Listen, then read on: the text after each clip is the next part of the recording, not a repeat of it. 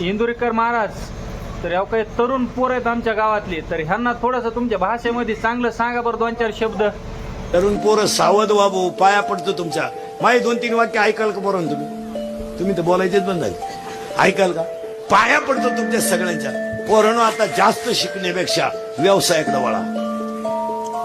शिकत अहो महाराज, व्यवसाय तर करू, पण नोकऱ्या लागत्यान का नाही हे पण सांगा ना जरा आम्हाला तुम्ही. शिकत बसू नका. कवा नोकऱ्या लागतील तुम्हाला बोला.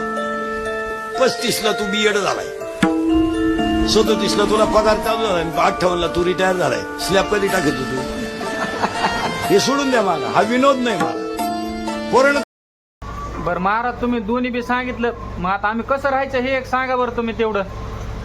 पोरांनो, तुम्ही फक्त साधं राहा, निर्व्यसनी राहा. लक्ष्मी तुमच्या मागे येणार, मागच येणार. आणि पोरांनो, दुसरं एक वाक्य सांगतो, कोणत्याही गोष्टीत अपयश आलं ना, खचून नाही राहायचं.